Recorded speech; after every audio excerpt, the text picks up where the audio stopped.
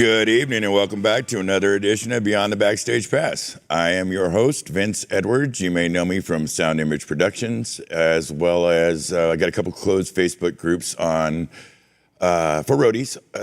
One called Death by Loadout, and the other one is the Backstage Pass. You're to not my getting right, old at all. What's that? You're not getting old at all. No, that's not. It's really good. You should have a guest host of your own. I'm going to show you why right there. His name's Kyle Thomas. They get to thrash on you and have fun about your, growing incapacity as it relates to your aging process. I love you, bro. I love you too. No, I know you. These are like your babies, though. Like yeah. You seriously talk about this shit all the time. It's like, oh wait, fuck, what's the name of that thing again? I got it. Well, you know what tripped me up is sometimes I'll put in, I've got a closed Facebook group for roadies, but I really want to lead with it to a couple closed roadie groups on Facebook, and so I got tripped up in there myself. But we try to wing this. Hi, honey. We try to do it as natural as possible because the product we sell is spontaneity and honesty. So we're just doing what we do. We're just being ourselves. They just flipped a camera on, but we were pretty much doing the same shit before it went on. How you been doing? Great, man. I've been in here still hauling ass on the S6L. I think I broke it finally, which is progress. Yeah, it's working now. Yeah. Was that who got it back online? You two, or you and Winston, or Greg help, or whatever? I needed some Brad Maddox support on that one. Yeah, unfortunately. Went to the we don't have Ryan Ojon anymore in there. I don't have a number for a replacement yet. So. Well, we could always reach out to Ryan, but I don't want to, be like, Ryan, hey buddy, I know you're not working with Avid anymore, but can you help us again for the 100th time? But you know what he would say. He would do it. What's going on? What can I do? You know, that's just who he is. He's the sweetest guy. I'm totally with you. It's like, who's the guy now? Yeah. We were told when Digico and Titus moved on to the broadcasting world, and we got our new Titus. Right. They were pretty rapidly put that out there. Yeah. This is the new. You call this guy, ask for this, and yeah. But I'm don't sure tell him he's Irish. Maybe we missed the announcement, the email. I don't know how the hell we could have not gotten it. I think we did. I'll have to check in on that. But you got it sorted, is what you're saying. Yeah, I love the new updates. Version 7's been fun hauling ass on, like I was saying. Little things with the AVB networks have been causing issues, trying to run the MGB box so I could, step away from the Pro Tools world a little bit and see if Ableton would run on it. There's a couple ways to go at it, but the network took a shit on me, and we got it back. Yeah, I'm proud of you guys. I know for a minute it was... I got it to boot up to Windows, though. What? Yeah. What? I was proud. So big. Now, good for you. Good for you. I know it was giving some grief, and, that's the kind of thing that we would rather not be having happen. Yeah. So, but I think sometimes we were talking to Winston, who's here, Winston Dama, playing on the board. Thursday night's his night. He was saying that maybe it's a good thing, in case something like that happened in the field, and not be able to retrieve it, not get it back online, and not have those tricks in your bag is, not good. So if we're going to sort that stuff out, let's sort it out here now. Well, it's so funny talking about networking and learning more about it is like 9 times out of 10, it's literally just toggling an option or like an IP address. And then all of a sudden it'll come back up. It's always just this weird handshake thing. Yeah, no, the handshake in the digital world is always the thing that kicks you in the ass. Yep. We've seen this multiple times between the vidiots and all the different technologies. Sometimes getting that handshake is so critical, and it's the part where most people seem to get tripped up, at least from what I've seen. So, it's just a part of the game. I mean, it's all these holdups, though. Everything. Shit, what was the cool thing this week? Me and Mike went trying to problem solve with getting like a 5.1 out of a computer. Yeah. And it led to this realization. That was a very strange adventure. I have to say, I watched you guys kind of go through that, and I was like, should it be that fucking hard? I don't know. If we had a receiver, it would be easy as fuck, because you just take the unbalanced line outs and go into DIs, and we'd feed a console and hit the speakers. But it was more or less like realizing, the headphone jack on the MacBook actually carries optical output. Yeah. And I had no fucking idea that you can get this. It's like a TOS link mini cable, and then boom, it goes into optical somewhere else, and then you got your 5.1 right there. I don't think most people know that. Don't feel funny. I don't think most people are aware of that. So you just, My brain was blown Your away. 1/8 inch on your MacBook also acts as an optical.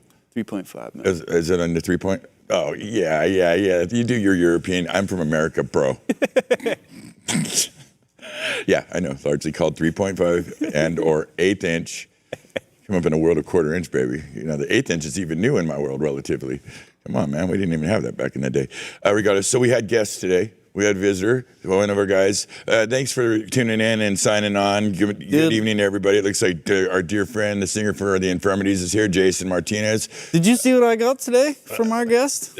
You're jumping forward, but I couldn't. I want you to talk about this because he got dog biscuits. I got all right. He got biscuits. dog biscuits, and that's making him a much more efficient employee and a better co-host. It's Get them every day. Now I got a whole box of you them. earn the dog biscuits. I've been letting you down a little bit. You know, I throw you one here or there. You know, Scooby snack you, but you know. So we had a good guest come on today. A friend of ours that is a friend of the show, Pat O'Doul. You may see him and you hear me talk about him once in a while. He came in the house and he got our dear friend Kyle some dog biscuits. What a gentleman. Yep. And I was going to show him that lighter he brought in, Mikey. I see you got in the preview there. And you know, I'm a Zippo guy. I have been forever. And kind of swear by them. I got some old ones. But in the effort to further commit my narcissism to full effect, brought me a Zippo with my image on it. Ladies and gentlemen, it's another face. Kind of awesome. But at the same time, you know, I got to use it outside like this so I don't, you know, because I'm already kind of mental. I already think I'm, you know, kind of just I can't wait to see you on a gig with all this shit. You got your banner in the background. I'm playing cards with my card decks and, you know, I will milk it. I will fucking milk it. We all know this about me. I'd show up to a gig with your logo on my shirt, dude. Actually, you know, I was talking to Greg about this. Greg Price, the famous, amazing Greg Price. And this was a day or two ago, and I was having coffee and cookies in the morning at the inside the kitchen and the shop.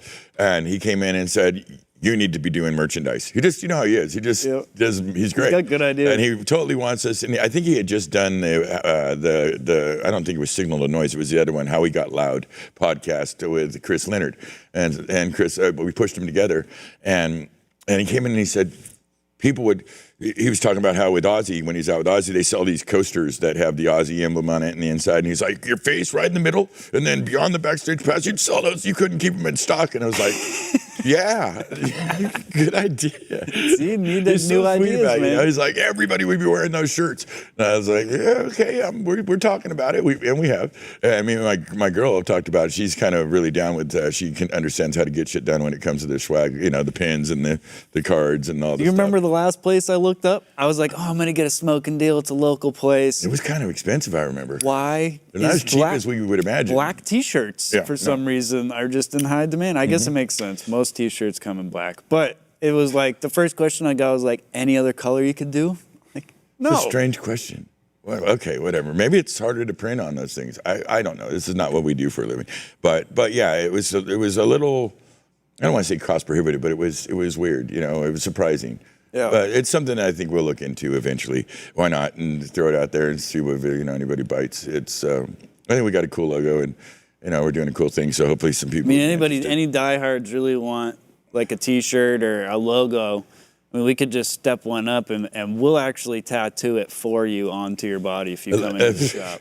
It looks like Scott Cheney. It rolls in an XL. We got you, Scott. Thanks you for want a tuning big in. back one, dude? I got you. Yeah. And let me say hi to Clint Winsley. Hey, Clint, how you doing, baby? That's Crew Music Clint. Asia. And of course, there's this wonderful, amazing woman that I'm crazy in love with. I never talk about her or nothing. She's got an incredible mother and just good people. It's the one and only Jackie Canterbury, the love of my life. She's in this evening. Hi, sweetheart. See, Jackie knows that's her lighter now. Yeah.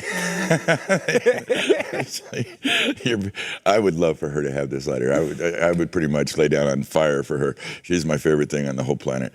All right. Let's rock and roll. It's good to see you doing well. You as well, You look brother. great. I like the jacket, by the way. We talked about that. That's a good-looking jacket. I don't usually wear the shiny, fleshy, whatever that is, but I don't know why. It just works. It's a good one. Let me tell you, I'm trying to keep up with you, Bubba. Yeah.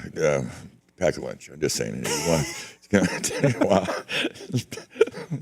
We'll talk later about the jacket, though. I might want to get in on that. So, listen, I got an extreme treat for you this evening.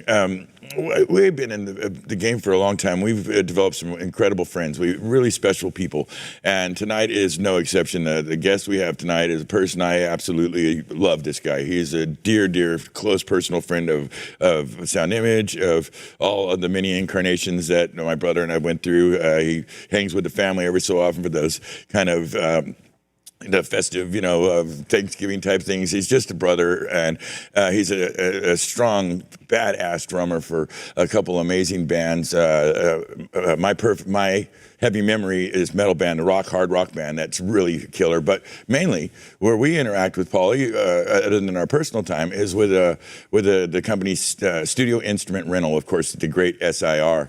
And he is their boss man over there. He's a wonderful cat. He's our dear, dear friend. His name is Paulie Monteiro, and he's here tonight. Good evening, my brother. How you doing, Brother Vince?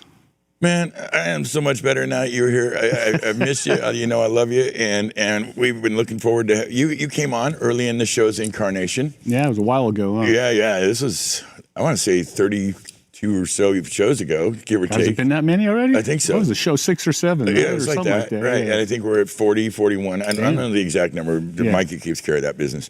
But yeah, we ditched a couple out that we didn't like that were really rough. First, we did you a favor on that. Trust me, they were awful. But yeah, you were in one of the shows that started to work, and when we started to kind of get I was the guinea pig, right? A little bitty bit. That's what you do with friends. We come and we sort it out together, There you go. But it's really great to see you. Luckily, we got a little side thing me and you do together, so I get to see you once a week or so, and that's always fun. And so we put on the music on real loud and do our little thing, and that's always cool. And of course, I know she brought Norm. We'll talk about Norm in a moment because he's right here waiting for his 15 minutes. He's ready for his close up, Mr. DeMille. Yeah, we got him covered. Wait till you see the picture we found of Norm with you. Good. Yeah, he's kicking it with you. It's great. It's a great picture. But let me ask you, how you been doing? I'm doing all right, man. Just playing the Whitty, visiting my old stomping grounds in Half Moon Bay, That's day in, day out, man. The waves have been firing in Half Moon Bay on the North Coast. It was crazy 50-footer yesterday. Some guy caught. Pretty insane stuff, some death-defying shit. And I guess they had Peter Mell out there riding that thing, kind of a record wave that he rode. That was impressive stuff. Yeah, we just so you know, audience, we about 40 miles from here, give or take, on the coast. We have a place called Mavericks. It's one of the biggest big wave places in the world, and people die there trying to ride these waves. And they had some perfect weather yesterday, some perfect bad weather for wave riding, meaning. And it was impressive. Some of the photos of that were ridiculous. I know, man. I remember as a little kid growing up in Half Moon Bay, going out there in the 70s and watching my friends' older brothers ride those waves back then. And we thought they were crazy then, And then, in the late 80s, 90s, started getting worldwide attention. And it was just, it was crazy just going, what's the big deal? I remember that. Yeah, right. Yeah, and those were longboards you're talking about back then. So those are like taking a tank on a 50-foot wave. I mean, these are waves the size of a 5-6-story building. These are not 40, 60, 70 feet. These are not waves that it's hard to explain them until you've seen them. It's the person that are riding them is very there's a lot. It's a really big set of fortitude. I tried surfing a few times when I was a kid, man, and almost drowned and said, that was on 3 or 4 foot waves. I can't imagine 30, 40, 50 foot waves. And they're hauling ass on those, and they're riding those thrusters, those 3-fin boards now, so they really scoot across them. And I guess that's the secret, is kind of outrunning the collapse, I guess. I don't know. I was never good enough to even get that far. Yeah. And plus now the guys are smart. Now they get towed in, so it's a very different approach. It gives it an added level. It's kind of like a surf buddy almost. But he's on a little. It's like everything else. Technology evolves, and everybody finds a more efficient way to do things. So. That's right. Well, it makes it more exciting, and they can turn the shit around faster and get back to the next wave and so on and so forth. Absolutely. It's pretty heavy. Let me ask you, how did you get into this? I've only known you to be doing this, but how did you get in our game? Jeez. That goes back to the, very early 90s. I remember in the 80s, I was playing in this rock band called Asylum from about 85 to 90. And I remember right around April or May of 1990, the band broke up. Didn't know what to do. Just started hanging out. One night, went to a club, saw a friend's band, went to a hotel afterwards for a party, and my buddy who had the room gets a phone call at about 7 o'clock in the morning, answers the phone, and he goes, "Hey, Paul, it's for you." And I'm going, "What?" turns out it was a friend of mine. It was guitar tech. It was down in L.A. working with this band, Lizzie Borden. Said, hey, man, what are you doing? I go, nothing. And he goes, you want to go on tour? I go, sure, when? He goes, now, can you get to the airport? So I, sure. Went down to the airport, got on a plane, got there in the afternoon. Lizzie picked me up himself, went straight to the studio, went through the set one time, packed up the gear, got on the bus the next morning, and it was gone. Wow. Yeah, and then from there, just started working with a bunch of other different bands. Did a couple tours with Lizzie Borden. Yeah. Did a few tours with Badlands, Jakey Lee's band. Sure, yeah. Worked with a bunch of local bands, Forbidden, and a bunch of studio stuff as a drum tech and things like that. Yeah. And then as eventually working for this outside promoter guy who turned me on to SIR. This year makes my 20th year, and just started doing tech gigs for them. And about 3 years into it, got a full-time job, and about 5th year into it, became kind of the house manager there.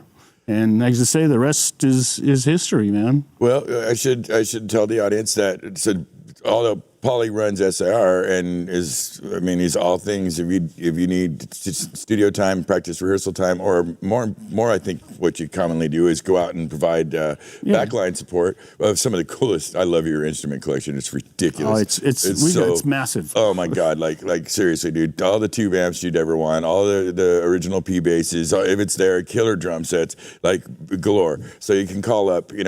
For some reason in our market here in the city, we have a lot of people doing fly dates. It's probably the nature of the corporates and some of the bigger shows. The guys kind of do one-offs, and so they call Paul, and Paul comes in and saves the day and brings the exact right equipment, and then they throw a show. Yeah, we do a lot of the like the big festivals, Outside Lands, and all those festivals around the area. I mean, some weekends we're doing 30, 40, 50 bands, man. Yeah, no, I've seen you really go balls to walls with that thing. Yeah. Well, tell us the mission of what. So give it an outline. I kind of did a rough job of explaining what is it that SIR does. Well, you actually kind of explain it pretty well. We supply, bands come into town that need gear. I mean, we've dealt with everybody from, little Johnny's garage band to the biggest bands on the planet. Yeah. A lot of bands sometimes they come in and do one-offs, or they'll do, the last few years, a lot of bands have just kind of be doing weekend warrior work. Well, to come in, they'll do shows from a Thursday, Friday, Saturday.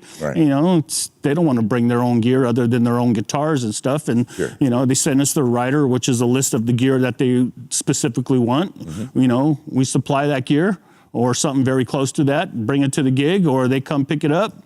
They do their thing, bring the gear back, Yeah.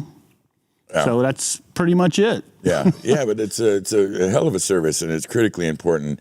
Do sometimes bands play at your shop in your spaces? Yeah, we have a big rehearsal room there. It's about 30 by 30. Yeah. We've had a lot of big name bands in there, man. Yeah. Tom Jones, Journey, Van Morrison, Alicia Keys, Justin Timberlake, Elvis Costello, Van Morrison. All kinds of bands over the years, man. Yeah, no, it's. I know. I was talking to you recently. I think G-Eazy rolled through, so it's not genre specific. It's needed it's space. all kinds. Basically, get in there, rehearse. A lot of bands they come in to do, if they're doing a big corporate show and they haven't played for a while, they come in and rehearse a day or two, or a lot of bands start their tours on the West Coast. Right. And San Francisco is usually one of the first shows, so they'll come in for a day or two. Yeah. They'll bring their own stuff, rent the room out, do their set, boom, take off, do their gig. Yeah, no, absolutely. I know you've called over once or twice to supplement their DNA. Absolutely, to make sure they have all the stuff they need to sound loud and hear themselves properly. Interesting turn in your history for me, and that I like to dig around in is I know you worked for Gibson Guitars.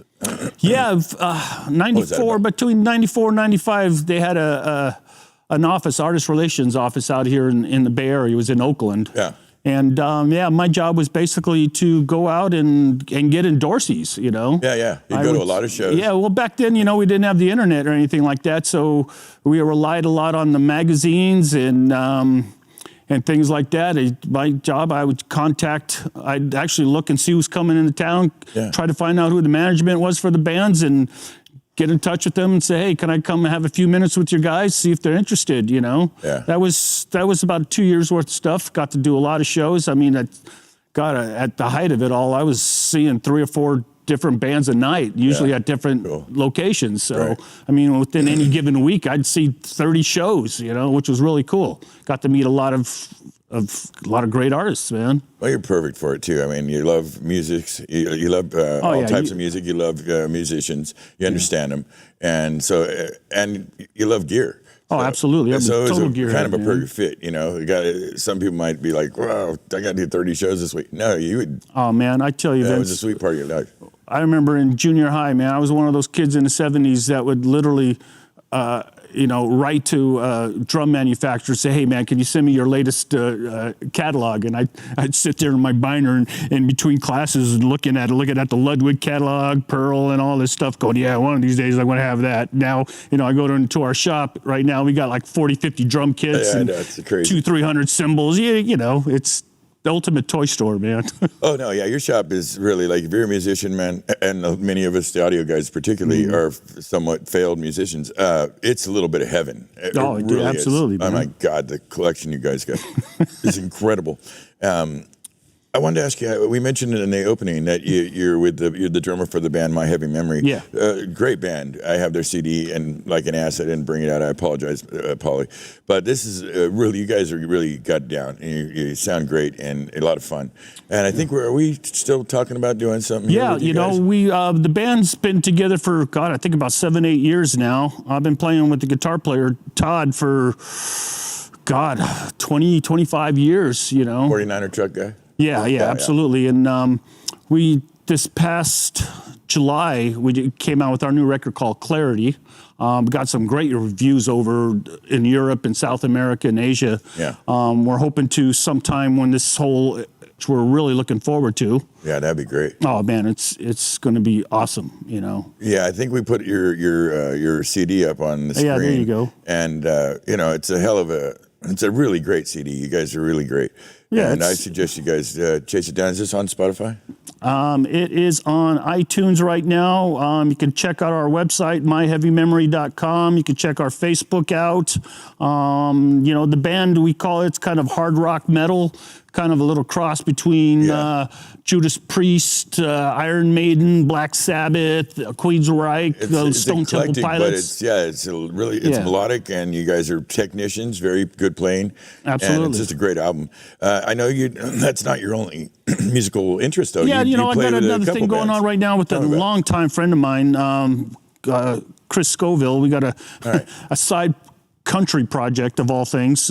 Chris and I have known each other for 30 plus years, and we've been doing that and working on some new songs, and hopefully, obviously, we may end up doing a video over here as well. Yeah. And then I got another side project that's kind of been on hold through this whole virus thing because some of the people just, decided let's just wait it out. That's called Mad Mama and the Bonafide Few. That's kind of, we call it Whiskey Soaked Americana. Oh, cool. Cool. Female singer that plays ukulele. We got some really cool tunes. You can check that out on Mad Mama and BonafideFew.com. Gotcha. Yeah, so, but mainly between My Heavy Memory and the Chris Scoville band thing, that's what musically has been keeping me busy.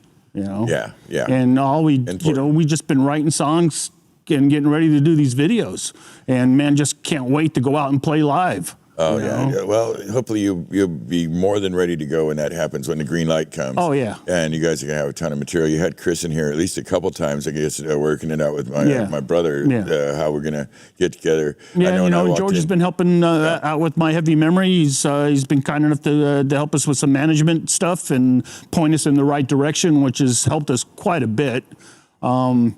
In between all this, we're coming up with some new material, and hopefully by the summertime, we'll have another record ready to go.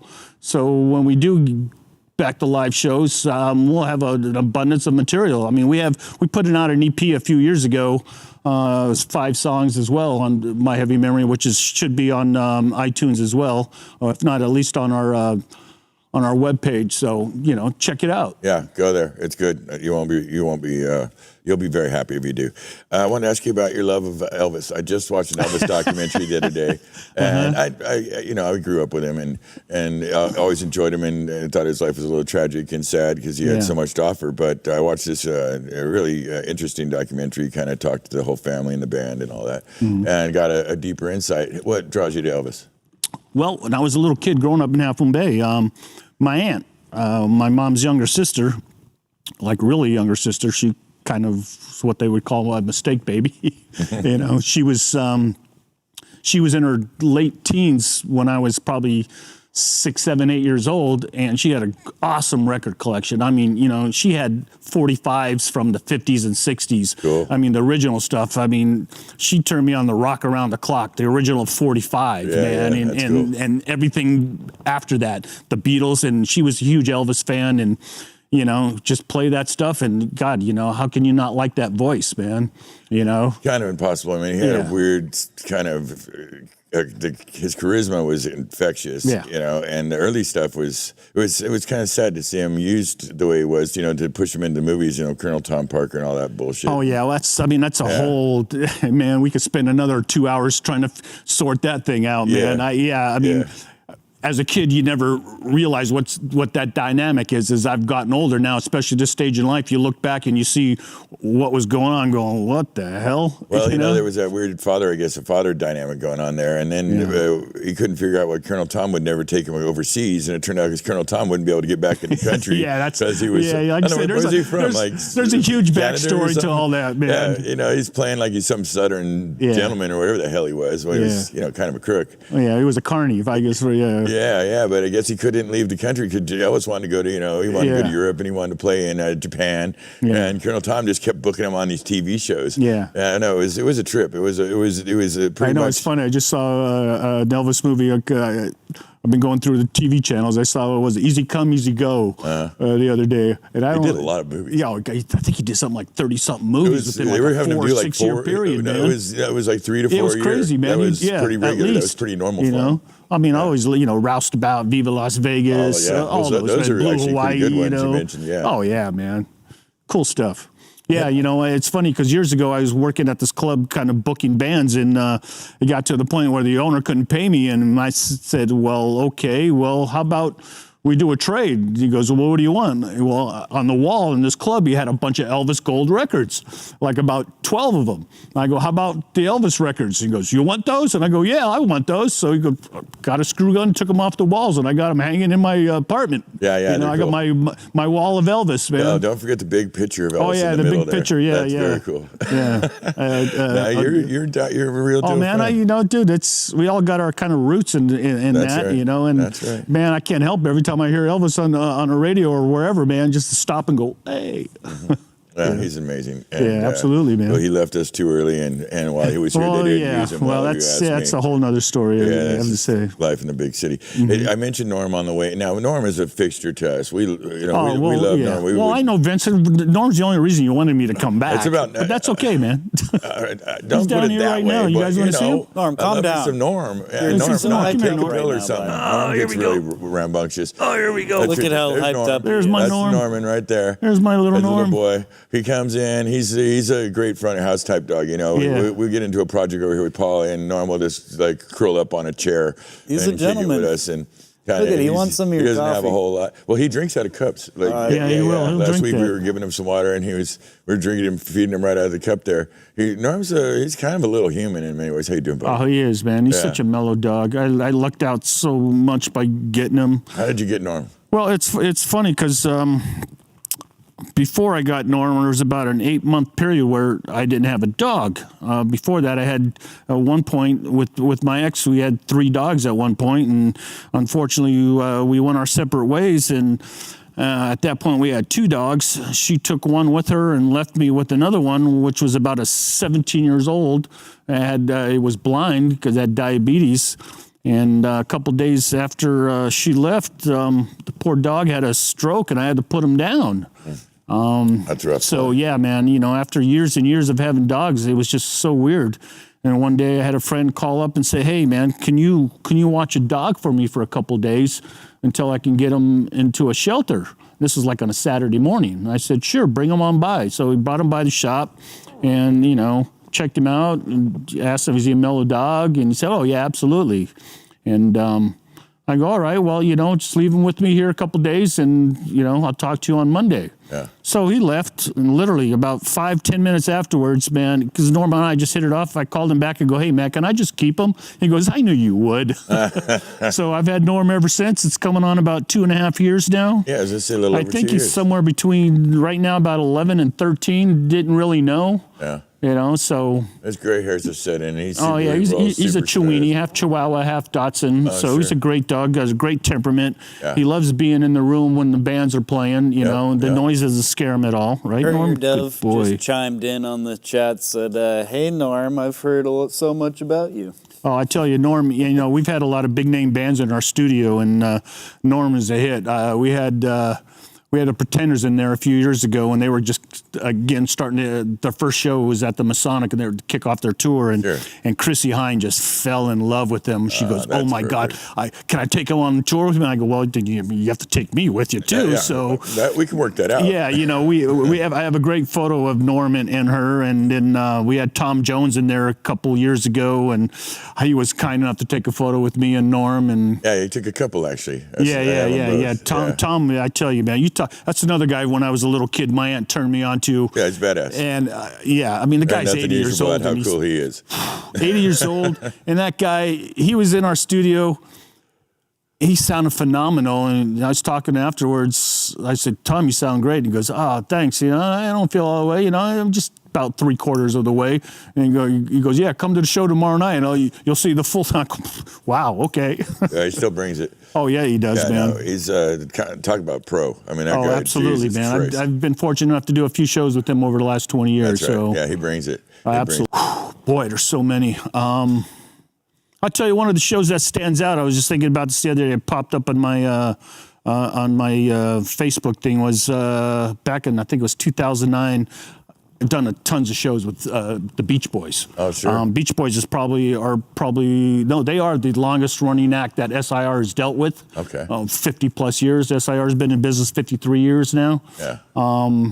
They knew the owners back in the day in L.A. in the late 60s knew them and started working with them. And I remember we did a gig at the Moscone Center. It was a corporate show. Okay. And at that point, must have done a couple dozen Beach Boys shows with them, you know, all over the Bay Area, up and down the coast, and became good friends with the drummer, which is his name is John Cowsill. I don't know if you remember the band from the 60s called the Cowsills. Yeah, it was a family band, which, you know, if people don't know, that band is, the Partridge Family was loosely based on the Cowsills. Oh, what a trip. You know, which was a trip, yeah. Yeah. So John is, you know, the young kid in the Partridge Family, the drummer, you know. Right. Phenomenal drummer. So him and I would always hit off. We talk drums, and I'll never forget at sound check at the Moscone, he comes up, he goes, "Hey, you play drums?" I go, "Yeah." He goes, "I want you to play on Help Me Rhonda tonight so I can come out and sing," because he would sing and play drums on that song.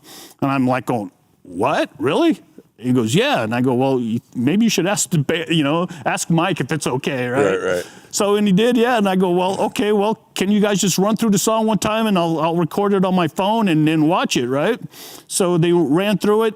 Then we ran through it a couple times as a band, and man, right towards the end of the set, he calls me up and goes, "Hey, we got a special guest come out and play, man." And luckily enough, I was able to get it recorded, and talk about a thrill, man. That must have been fun. Yeah, that was something else, you know. Some people would say, you know, top 5 recorded albums for production, for quality of songs. Pet Sounds. Oh yeah, you know, that was a. Of course, that was a wall of sound. Producing that live, but you know, still phenomenal. Oh, absolutely, man. Good Vibrations, man, still gives me chills to this day, man. Right. Oh, yeah, that's the next level. You know, another thing I did was with the Funk Brothers. You know, the backing band for Motown. That's right. Right after a few years back, they had that documentary. Jameson. Yeah, they had that documentary that came out, and the surviving members, I think at that time was about 8 of them.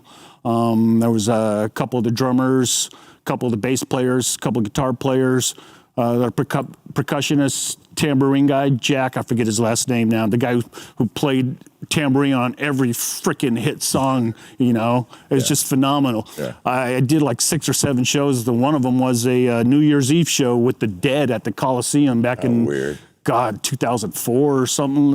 I could actually see that working though. Yeah. Oh, it was great. They had Joan Osborne singing some of the female parts, and Sure. dude, it was phenomenal. Yeah. And I tell you, the greatest thing is the last show I did with them was out on Treasure Island for this corporate gig. And I think it was about 7th or 8th show in about 2.5 weeks that I did with them. And it was great talking to these guys because, man, I couldn't believe it, man. Here I am, a little white kid. I remember back in the 70s, I had my drum kit in my room playing the Motown, and now here I am hanging out with these guys and picking their brain. When they were telling me they were making $50 a song back in those days, and their goal was trying to get 8 to 10 songs a day, which back then was a lot of money. Yeah. And then they go out all night and play gigs, That's right. But Jack, man, at one point after a sound check, he comes up to me and he goes, "Hey, man, thank you for all your help, helping us out. I know it's a lot of hard work." And he handed me a DVD that they all signed, man. Oh, that's and sweet. Said, "Thank you," gave me a big hug, man. I tell you, I started crying, man. It was just, it was. Well, this so younger people may not understand, but these are the guys that recorded on Smokey Robinson's, on the Supremes. Oh, dude, everything. I mean, and this is the soundtrack to our lives. Absolutely. It's just like the Wrecking Crew down in L.A. Exactly. I was going to go to the Wrecking Crew. Which and of I've done course a bunch is the of Wall stuff of with those Sound we guys. just mentioned. Because I remember my boss, his dad is one of the original founders of SIR. And he was telling me back in the late 60s, early mid-70s, when, the L.A. recording scene was going, SIR was going 24 hours a day. Yeah, it was cranking it out. They'd literally, 3 o'clock in the morning, go into Sunset Sound and set up a backline, bring gear, and because they were going, well, they do 3-4 places place. a day. Yeah, they'd end up over at Capitol and they'd run over to RCA, and so talk about session players getting paid pretty well as well. Oh yeah, man. But of course, they were on some 500 songs, and these are songs that we all know and love. You may not be able to say who's playing it. You don't know. Oh, dude, but Hal you can Blaine, sing. the drummer, man. They say he's the most recorded drummer of all time. Talking to him, man. I mean, God, I'm a Carol Kay fan personally. Oh, Carol Kay, she was badass, man. Tommy Tedesco, Glenn Campbell came out of that. Glenn Campbell was a serious badass. All kinds of guys, man. Just to listen to that, because they played on just about everything you heard back in the 60s and 70s. Well, there's probably nobody watching or in this room that they may or may not know that they've heard all the people we're talking about, right down to the Funk Brothers. All of these people, you've heard them. You may not know that was who they were, but they have played on so many things and through so many genres, and so many, from just even, freaking Mission Impossible, even TV show theme songs. It doesn't matter if it's music and it was good. And it's been in the last 40, 50 years these people played on them. Yeah, I remember reading Modern Drummer magazine where there was a famous drummer. He came from the Midwest and he came out to L.A. and he goes, "Yeah, it took me a while to realize that 7 of my 10 favorite drummers were Hal Blaine. He played in all these great songs, Yeah, no, we can't overstate this. Yeah. Now, Hal Blaine actually has the record for being on the most of any drummer. It's in like 10, 15, 20,000 songs. It's ridiculous. So. It's crazy. Everything from the rock bands to Sinatra. That's right. Name it, man. Yeah, because he could do that. I mean, he understood the part that needed to go in the place. Yeah, regardless I think he said at one point he played on 7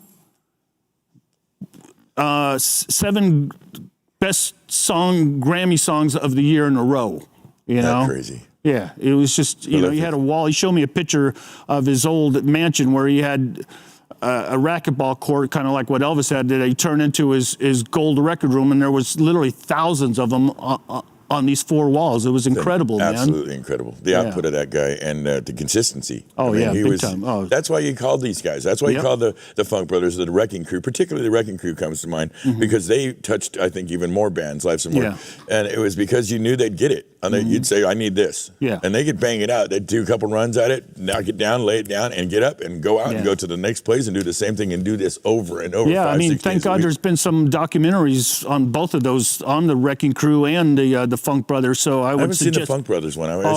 See the Funk Brothers one, man. It's great. He's one of my favorite bass players. The main bass player in that lineup, James Jr. I mean, he played with one finger, man. He's ridiculous. Yeah, the hook is what he called it. I was watching an Antiques Roadshow the other day, and his amplifier came up. Oh, really? Yeah, and it was, it would have been worth $150 if it was any other amplifier. Yeah. But it was his, and it was clearly marked, and it was. I don't remember what it was worth. Yeah, but it's funny. His son plays bass, and I remember years ago, he was in town, and he actually had his dad's upright that he used. Wow. Yeah.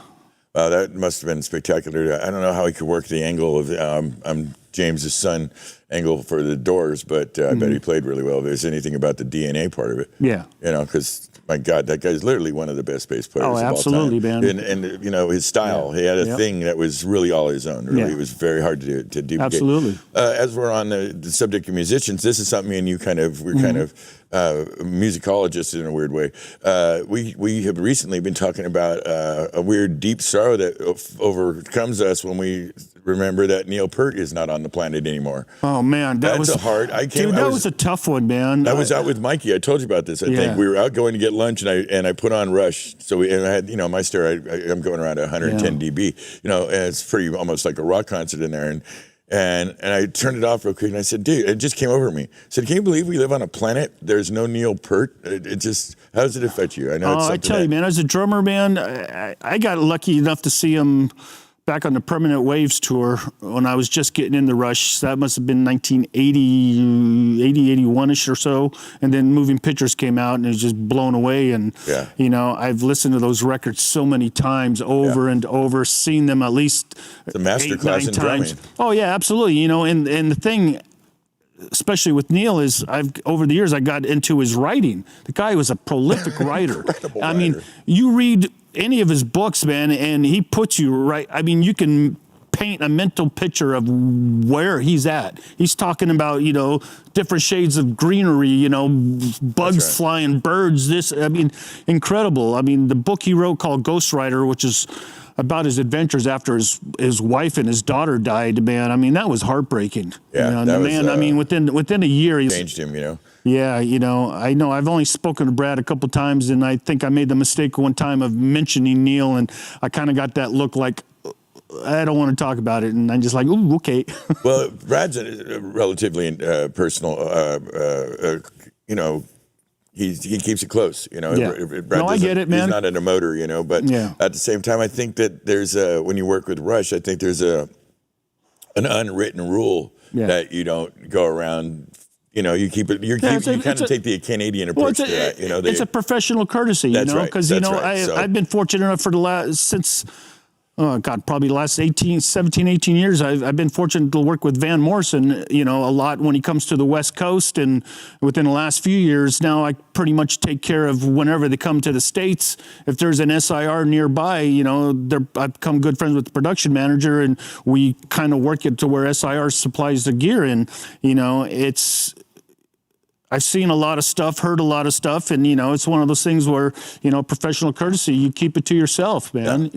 I get I might tell some stories to personal friends, but I would never come on a forum like this and talk about that because it's the professional courtesy. No, that's exactly right. And another intensely personal, people private man. don't get Van, and I get that. He's he does his own but thing. If you do some research on the man, he's he's God, I tell you, the guy's just prolific and eclectic. I mean, he knows what he wants, and and fuck everybody else in the process. He can be very obstinate that way. This has been my experience with him. He's gotten a lot better over the years, man. Yeah, he had a little bit of a reputation for being hard to deal with in the beginning, and that was just a misunderstanding of the man, because you weren't supposed to. It wasn't about getting along; it was about getting the work done. Oh yeah, man. I've learned a lot personally just from watching him, man. He's not one to talk much. No. I think I've only had a couple brief conversations in all this period of time, which is fine. Right. It's just the way it is. I'm always surprised when we do the other. So to me, that's the more comfortable position for me. Everybody's roles are defined. You do your work, you get it done, you put on a show, you do I'm very pleased to do that. I mean, when they start coming around and trying to hang out with you, it's like, what? I'm working here.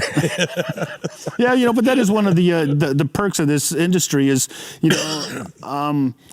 you'll start a gig off as their employee. Then, if you're fortunate enough, you become their friend. Yeah, and then they confide in you and they count on you. And I've been very fortunate. There's quite a few acts and artists that's happened to me over the years. And some people I stay in constant contact with, you know. Yeah. That I can literally call friends, you know, Yeah. which is awesome, you know. Again, you know, being that little kid back in my teens playing these records and then hanging out with these guys, it's, you know, the fanboy comes out and just go, damn, man.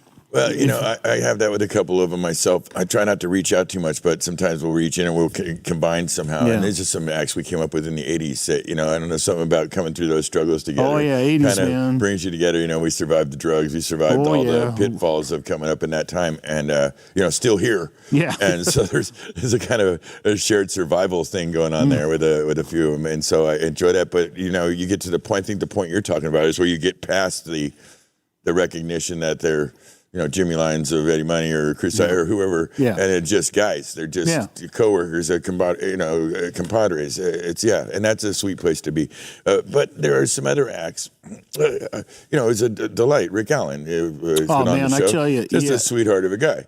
You know, I'll touch on it when they did the Big Love benefit here a few months ago. To record that. Let's not forget that you provide the back line for that. Well, yes, we did, and we were more than happy to do that. That you was know, so sweet of you. Rick and his wife Lauren, I really hope people will go because that's going to be next weekend. It's coming on the 23rd, right? 23rd, yeah, the 23rd. I really hope people will go online and buy this event and watch it because I'm telling you, you're going to be in for a treat.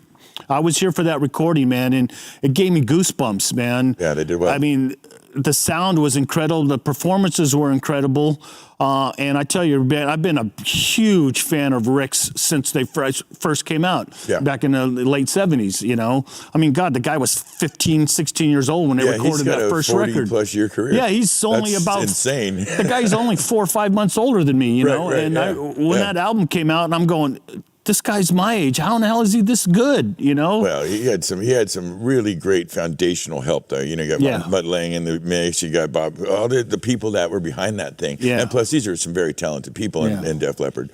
But yeah, what a hell of an offering. And then they followed it up with even more Monster High and Dry. album. I saw all those tours, man, and I tell you, and then after his unfortunate accident, and then seeing him.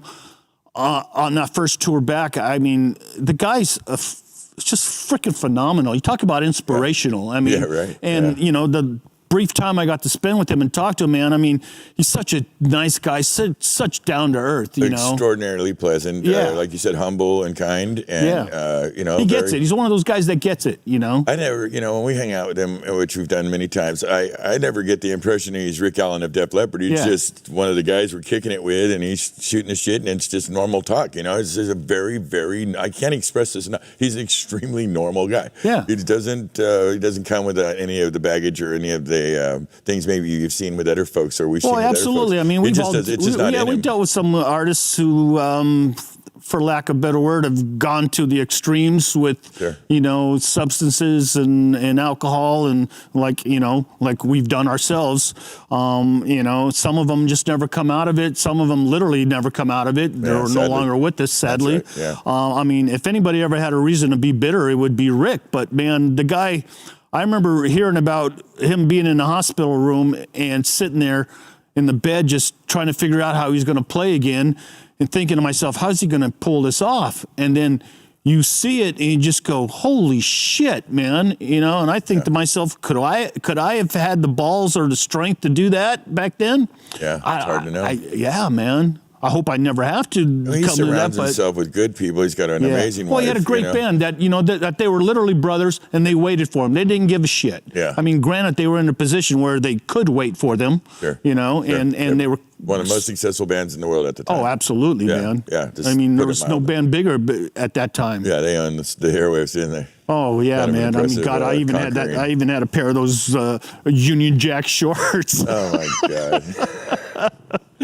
You were such a fanboy in some ways, I tell you. Well, yeah, man. You love the music. You're a again, music we guy. grew up in a time, Vince, that there was no freaking internet, man. That's right. You know, That's right. you spun a freaking record, or you listened to a cassette tape. Or you actually went to shows. You went to did shows. You know, we were largely paid to go to shows. Yeah, the only information you got was from magazines, or if you had a cool DJ on the radio that actually say something that's substantial, other than here's the next fucking record. Here, go to Johnny's Pizza Parlor. I mean, absolutely, yeah.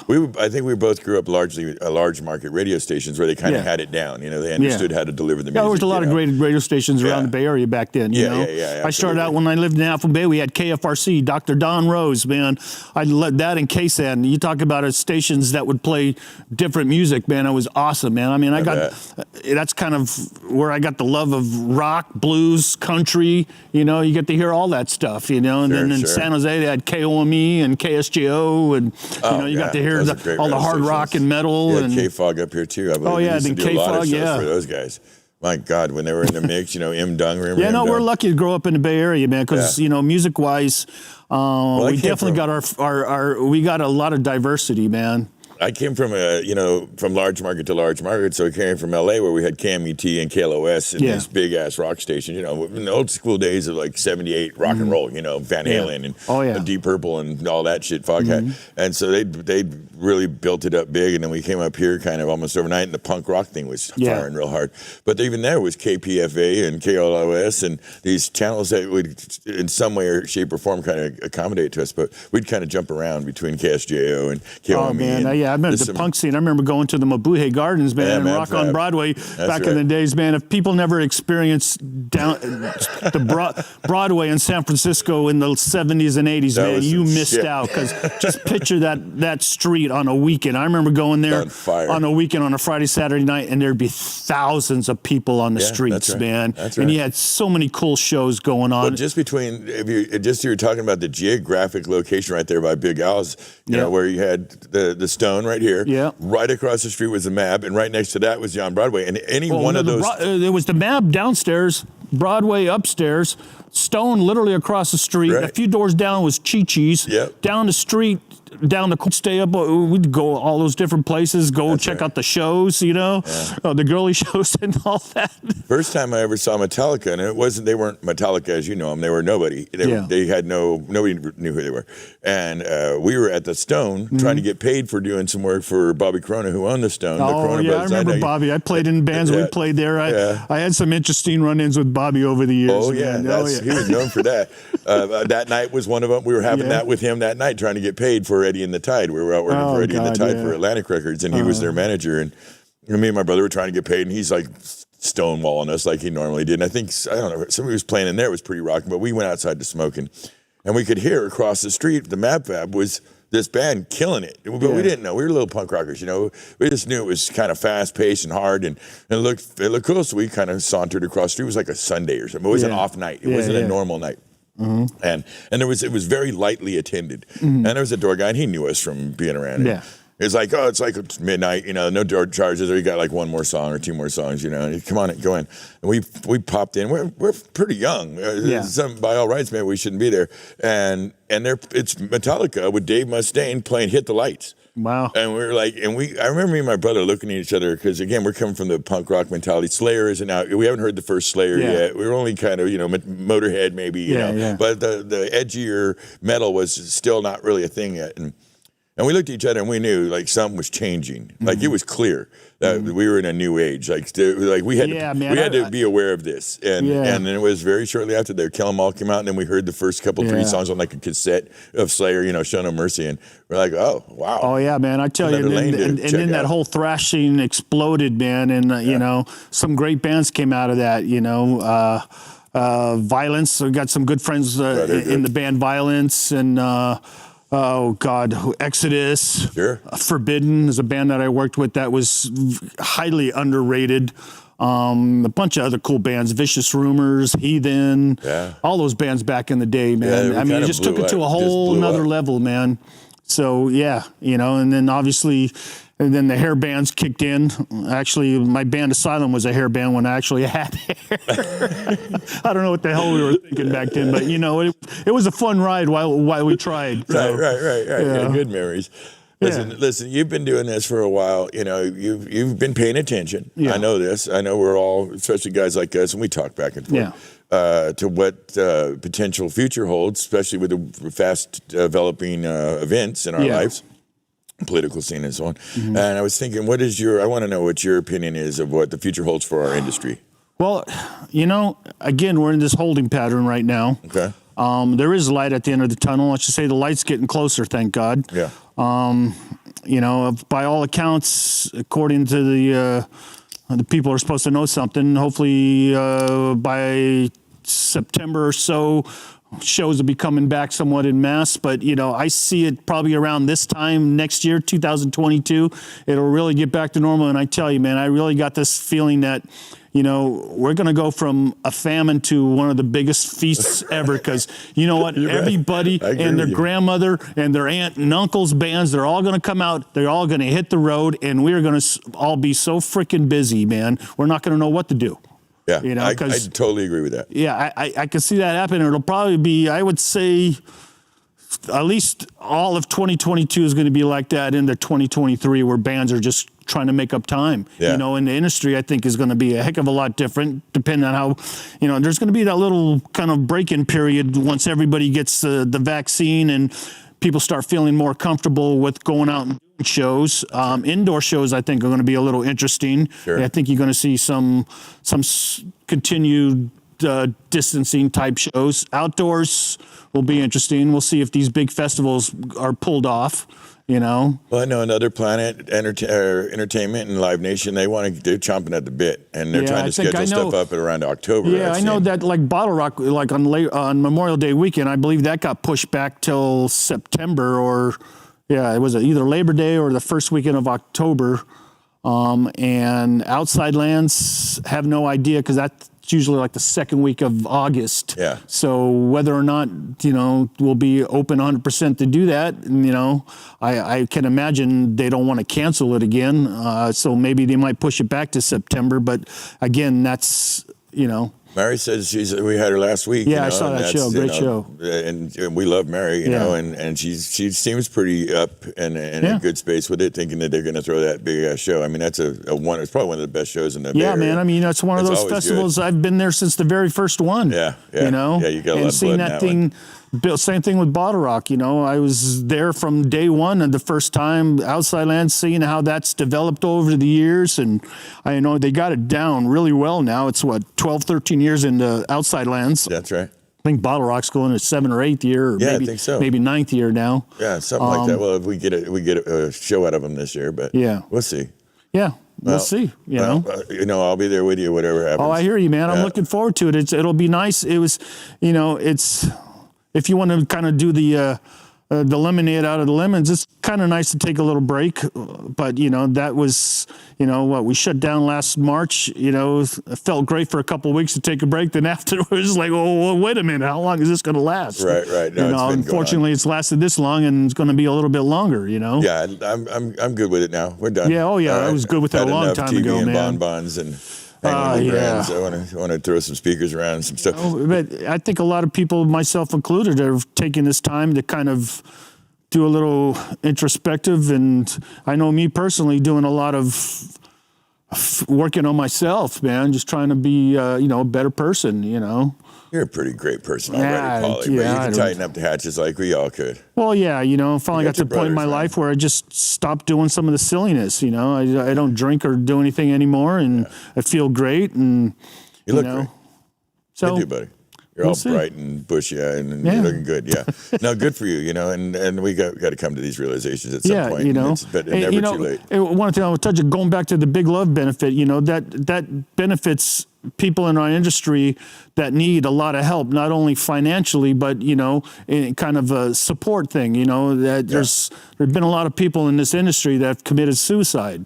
Yeah, and that's you're talking about from the emotional, mental well-being. Yeah, man. Place. I've talked to a lot of friends, and I even feel like that occasionally. But thank God for Norm and playing music, where I can kind of have an outlet. And I know a lot of people don't have an outlet, man, and a lot of them are just thinking, man, where do I go from here? Another thing, when this whole thing opens back up, who's going to be left around? Because I know I have a lot of people I know who decided to leave the industry, at least for now, until, you know, something like comes back. Whether or not they're coming back was yet to be seen. So I feel like it's so far from my numbers, it looks around 17, 20%.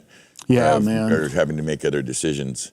And, you know, luckily there's some options out there for them. So but God, you know what? I wish them the best. What did I hear a few weeks ago? That the music industry last year is going to lose $30 billion? Yeah, at least. Crazy, man. Yeah, no, it's a rough time. Yeah. So at least, but we're trying to do what we can do, you know, here with Sound Image and SIR and the folks from many bands. We mention them here every week, you know, the Billy Idols and the singer Bret Michaels and Clayton Q. A bunch of folks have stepped in on this, and it's for this idea. It's for folks that roadie, stagehands, folks in the industry.